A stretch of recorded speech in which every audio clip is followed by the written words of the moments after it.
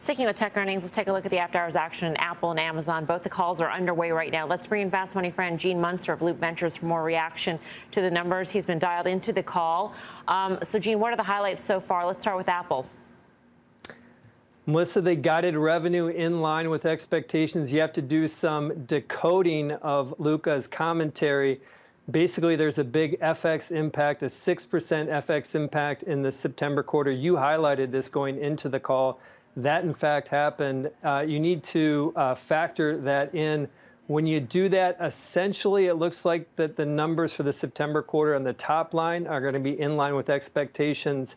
On the profitability side, they gave margin guidance that was fractionally below where the street is at for September, but they typically exceed that guidance. So I think when you kind of put it together, it was essentially a coast is clear with the September quarter. This is something that I was most nervous about going into the call, just given some of the discounting that they've been doing in China. And I was happy to see them guide in line. Yeah, and for Amazon, Gene?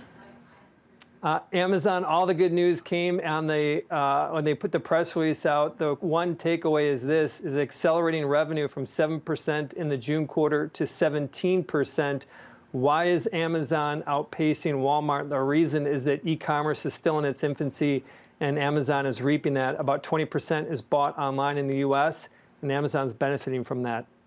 Gene, I'm going to ask you to pull out the history books, if there are history books for this, and that is how do these two stocks react in general to a recessionary environment? And I'm asking this because we have this sort of question: if rate hikes impacts aren't for quarters in the future, and we're getting a snapshot for what was the second quarter and for the third quarter at this point, Gene, we haven't actually seen any impact on the consumer yet. And so maybe these results, while good, aren't really reflective of what the environment will be. Well, the history book would say to just look at the body of data that we have. And in this case, we have data points from some of the big tech companies and some of the traditional companies. And my sense is that the traditional companies, big companies, are stumbling. They're missing numbers. They are guiding down. But you see the results from, I guess, Apple in particular, the strength in it. And I think what's going on is very simple, is there is a break here.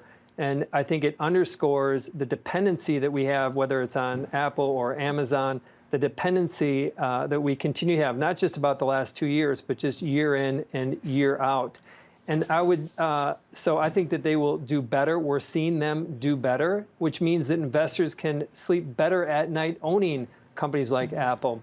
And I would just offer one final piece. That doesn't mean that Apple is going to be immune to any of these headwinds. Things can change.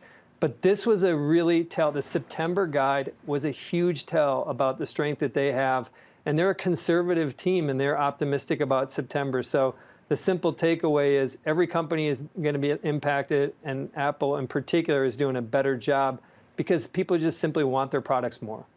Gene, thanks. Always good to speak with you. Gene Munster. We should note that Apple has pared some of its gains in the after-hour session, now up 2.8% versus the 4% that we saw right after the print. Courtney, it's back. The notion that big cap tech may be defensive, may be the stock you want in a growth environment, in a contraction environment. I mean, it's the all-weather stock. Do you believe that? Yeah, I'm a little bit cautious on that, but what I do like take Apple, for example. They do have a lot of cash on their balance sheet, and I think that is something that could really allow them to weather through a down period better than some of their competitors or better than some of your smaller companies. My hesitation here is even though it's come down in price significantly, it's still trading at a higher valuations than its 10-year average, and it is trading at actually higher than the NASDAQ is. So I think I would still want to look for some of your companies that are a little cheaper here. We do own it. I do want to hold it for the long run. I just don't necessarily want to be actively adding a ton more cash here.